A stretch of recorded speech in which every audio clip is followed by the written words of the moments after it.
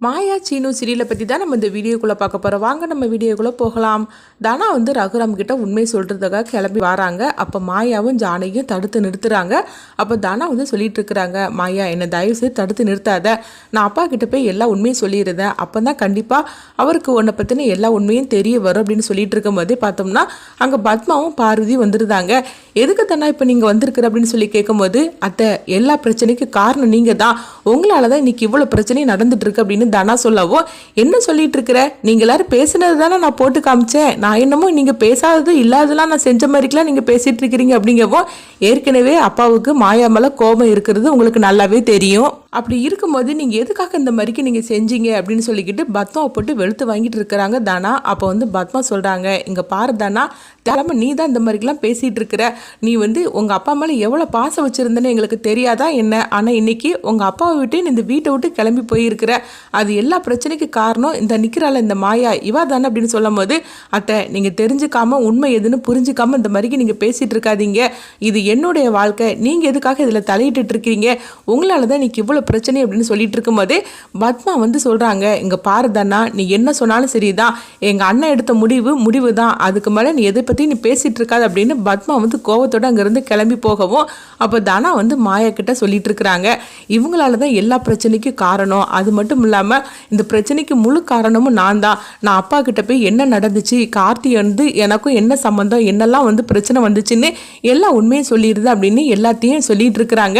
இங்கே பார்த்தோம்னா ரகுராம் வந்து இது எல்லாத்தையும் மறைஞ்சிருந்து அவங்க கேட்டுட்டு இருக்கிறாங்க. தனா வந்து கார்த்தி பற்றின பேசினதையும், மாயா இந்த பிரச்சனையிலேருந்து எப்படிலாம் தனாவை காப்பாற்றுறாங்க அப்படின்னு சொல்லிக்கிட்டு எல்லாத்தையும் வந்து தனா வந்து மாயா கிட்டேயும் ஜானகிட்டையும் சொல்கிறதையும், அவங்க ரெண்டு பேரும் ரகுராமுக்கு இந்த விஷயம் தெரிஞ்சாக்கி கண்டிப்பாக அவரோட கதை முடிஞ்சு போயிடும், அவர் உயிரோட இருக்க மாட்டாரு, தன்னுடைய பொண்ணு இந்த மாதிரிலாம் நம்மளுக்கு தெரியாம பண்ணியிருக்கிறாளா அப்படின்னு மட்டும் தெரிஞ்சுன்னா கண்டிப்பா அவர் வந்து இருக்க மாட்டாரு அப்படின்னு சொல்லிட்டு தான் இந்த உண்மையெல்லாம் மறைச்ச விஷயம் இப்படின்னு எல்லாத்தையுமே வந்து ரகுராம் வந்து கேட்டுட்டு இருக்கிறாங்க. எல்லா விஷயத்தையும் தனா மாயா ஜானகி எல்லாருமே 3 பேர் இருந்து பேசுகிறத எல்லாத்தையும் ரகுராம் கேட்டதுமே அவங்க அதிர்ச்சி அடைகிறாங்க.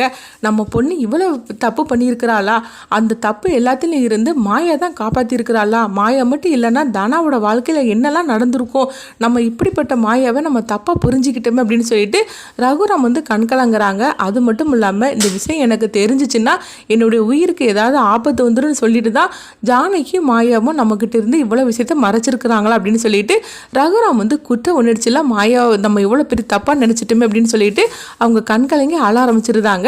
அடுத்து பார்த்தோம்னா மாயா வந்து தனா கிட்ட சொல்கிறாங்க, தனா நீ இங்கே வந்த மாதிரிக்கே நீ போயிரு, நீ வந்த விஷயம் கூட பெரியப்பாவுக்கு தெரிஞ்சிட வேண்டாம், அதனால சொல்கிறத கேளு, நீங்கள் இருந்து கிளம்பி போயிரு, இந்த பிரச்சனைக்கு என்ன பண்ணணும்னு நான் பண்ணிக்கிட்டுதேன் அப்படின்னு சொல்லவும், உடனே தனாவும் வேறு வழி இல்லாமல் மாயா இந்த மாதிரிக்கு வற்புறுத்துறதுனால தனாவும் வேறு வழி இல்லாமல் அங்கேருந்து கிளம்பவும் கதிர் அங்கே வந்துருந்தாங்க.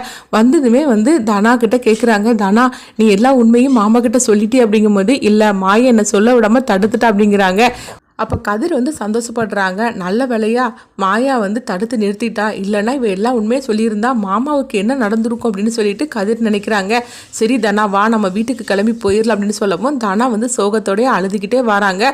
அப்பா வந்து மாயா விஷயத்தில் என்ன முடிவு எடுக்க போகிறாரு தெரியலையே, அவரை முடிவை மாற்றிக்கவும் மாட்டார் அப்படின்னு சொல்லிட்டு சோகத்தோடு இருக்கும்போது எங்கே பார்த்தோம்னா லாயரை தான் கட்டுறாங்க. அவங்க வந்து வீட்டுக்கு ரகுராம் வீட்டுக்கு வந்துட்டு இருக்கவும் அப்போ வந்து பத்மா வந்து அவங்க பார்வதிக்கிட்டையும் சாருக்கிட்டையும் சொல்லிட்டு இருக்கிறாங்க, மாயாவும் சரி எங்க அண்ணியும் சரி என்னதான் எங்க அண்ணன் கிட்ட சொன்னாலும் சரிதான், எங்க அண்ணன் எடுத்த முடிவுல கொஞ்சம் கூட ஒரு பின்வாங்கவே மாட்டாரு, இன்னும் கொஞ்ச நேரத்தில் லாயர் வந்துடுவார், அதுக்கப்புறம் இங்கே என்ன நடக்குன்னு பாரு வேடிக்கை அப்படின்னு சொல்லிட்டு பத்மா ரொம்பவே சந்தோஷத்தோடு இருக்கிறாங்க. அப்போ லாயர் வரவும் குடும்பத்தில் உள்ள அவ்வளோருமே வந்துருந்தாங்க. அப்போ சிவா வந்து சொல்கிறாங்க, அண்ணா நீ எடுத்த முடிவில் பின்வாங்கிறேன்னா, நான் சொல்கிறது கேளுன்னா, நீ மாயாவை தன்னுடைய பொன்னாட்டு நீ தத்தெடுத்ததை வந்து நீ வந்து கேன்சல் பண்ணிடாதண்ணா அப்படின்னு எவ்வளவோ எடுத்து சொல்லிட்டு இருக்கிறாங்க. அதே மாதிரிக்கு ஜானகி சொல்லவும் அப்போ லாயர் வந்து அந்த டாக்குமெண்ட்டை வந்து கொடுக்குறாங்க, இதில் நீங்கள் சைன் போட்டுட்டிங்கன்னா உங்களுக்கும் மாயாவுக்கும் இனிமேல் எந்த சம்மந்தமும் கிடையாது அப்படின்னு முடிவெடுத்துடலாம் அப்படின்னு சொல்லும் போது ரகுராம் கையில் அந்த டாக்குமெண்ட்டை கொடுக்குறாங்க. அது கொடுத்ததுமே ரகுராம் பார்த்தோம்னா என்ன பண்ண போறாரு அப்படின்னு சொல்லிக்கிட்டு எல்லாருமே பதட்டத்தோடு இருந்துட்டு இருக்கிறாங்க. ஐயோ இதில் கையெழுத்து போட்டுறக்கூடாது அப்படின்னு ஜானகி வந்து நினச்சிட்டு இருக்கிறாங்க. மாயாவும் வந்து எதுவுமே பேசாமல் அவங்க கண் கலங்கிட்டு இருக்கும்போது பத்மா பார்வதி சாரு இவங்க 3 பேரும் ரொம்பவே சந்தோஷப்பட்டுட்டு இருக்கிறாங்க. எங்கள் அண்ணன் பாரு கையெழுத்து போட போகிறான், என்ன நடக்க போகுது பாருன்னு சொல்லிட்டு இருக்கும்போதே ரகுராம் வந்து யாரும் எதிர்பார்க்காத தருணமாக அந்த டாக்குமெண்ட்டை வந்து அவங்க கிழிச்சு போட்டுருந்தாங்க. இதை பார்த்ததுமே எல்லாருமே அதிர்ச்சி அடைகிறாங்க. சொல்கிறாங்க. ஒருத்தருக்குமே ஒன்றும் புரிய மாட்டுக்கு. அப்போ பத்மா, பார்வதி, சாரு இவங்க 3 பேரும் அதிர்ச்சி அடைகிறாங்க. என்னத்தை அவர் அதில் கையெழுத்து போடாருன்னு சொல்லி பார்த்தோம்னா அவர் என்னென்னா அந்த டாக்குமெண்ட்டை கிழிச்சு போட்டுட்டாரு அப்படின்னு சொல்லும் போது அப்போ லாயரும் கேட்டுட்டு இருக்கிறாங்க. என்ன சார் என்ன ஆச்சுது அப்படின்னு சொல்லி கேட்கும்போது உடனே வந்து ரகுராம் சொல்கிறாங்க, இந்த டாக்குமெண்ட்டுக்கு உண்மையிலே அவசியம் கிடையாது, அதனால தான் நான் கிழிச்சு போட்டுட்டேன் அப்படிங்கிறாங்க. ஜானகி, மாயா, சிவா, மணி இவங்களுக்குலாம் ஒன்றும் புரியல. ஆனால் சந்தோஷம் மட்டும் பட்டுட்டு இருக்கிறாங்க. திடீர்னு இவருடைய முடிவுக்கு மாறினதுக்கு காரணம் என்னன்னு தெரியல அப்படின்னு சொல்லிட்டு அவங்க எல்லாருமே அதிர்ச்சியோடு இருக்கவும் அப்போ வந்து லாயர் சொல்கிறாங்க, சரி நீங்கள் எதுக்காக எந்த முடிவு எடுத்து இந்த டாக்குமெண்ட்டை கிழிச்சு போட்டிங்கன்னு தெரியல, ஆனால் இதனால ஒரு நல்ல விஷயம் தான் நடந்திருக்குது, நான் கிளம்புறேன் அப்படின்னு சொல்லவும் சரி நீங்கள் கிளம்புங்க அப்படின்னு ரகுராம் சொல்கிறாங்க. அவங்க போனதுக்கப்புறமா ரகுராமோட அம்மா கேட்டுட்டு இருக்கிறாங்க, ரகு நீ என்ன முடிவு எடுத்தாலும் கரெக்டான முடிவாக தான் இருக்கும்னு எனக்கு தெரியும், நீ எதையோ மனசில் வச்சுக்கிட்டு தான் நீ இந்த மாதிரிக்கு டாக்குமெண்ட்டை வந்து நீ கிழிச்சு போட்டிருக்கிற, இது வந்து எனக்கு சந்தோஷம் தான்பா அப்படின்னு சொல்லிக்கிட்டு அவங்க போகவும் அப்போ ஜானகி மாயாவும் ஒருத்தருக்கு ஒருத்தர் பார்த்துட்டு இருக்கிறாங்க. ஜானகி வந்து மாயாவை பார்த்துட்டு கெட்டி பிடிச்சிட்டு அவங்க முத்தம் கொடுக்குறாங்க. உங்கள் பெரியப்பா எதுக்காக அந்த மாதிரிக்கு ஒரு முடிவு எடுத்தாருன்னு தெரியல, ஆனால் சந்தோஷமான முடிவு தான், இதில் இருந்தே எனக்கு தெரிய ஆரம்பிச்சிருச்சு, உங்கள் பெரியப்பா நம்மளும் உன்னை வந்து எந்த இடத்துலையும் விட்டு கொடுக்க மாட்டார் அப்படின்னு சொல்லவும் உடனே மாயா வந்து சொல்லிட்டு இருக்கிறாங்க, என்ன நடந்துச்சு, எதுக்காக பெரியப்பா இந்த மாதிரிக்கு முடிவு மாற்றிக்கிட்டாருன்னு தெரியலையே பெரியம்மா அப்படிங்கும்போது அவர் எதுக்காகனாலும் இருக்கட்டும், ஆனால் அந்த டாக்குமெண்ட்டை கிழிச்சு போட்டுட்டார் பார்த்தியா, எனக்கு அதுவே போகிறோம் அப்படின்னு சொல்லிக்கிட்டு ஜானகி ரொம்பவே சந்தோஷப்படுறாங்க. அதுக்கப்புறம் பார்த்தோம்னா தனாவுக்கு ஃபோன் பண்ணுறாங்க. அப்போ தனா வந்து கண்கலங்க அழுதுகிட்டு இருக்கிறாங்க. என்னமா நடந்துச்சு, அப்பா வந்து டாக்குமெண்ட்டில் கையெழுத்து போட்டுட்டாரா, மாயாவுக்கும் அப்பாவுக்கும் சம்மந்தம் இல்லைன்னு சொல்லிட்டு கையெழுத்து போட்டுட்டாராமா அப்படின்னு சொல்லவும் இந்த பிரச்சனைக்கெலாம் காரணம் நான் தாங்கும்போது எனக்கு குற்ற உணர்ச்சியே இருந்துட்டு இருக்குமா அப்படின்னு சொல்லி அழுதுகிட்டு இருக்கும்போது அப்போ ஜானகி வந்து தனா நீ அழாத, நல்ல விஷயம் தான் நடந்திருக்கு அப்படிங்கிறாங்க.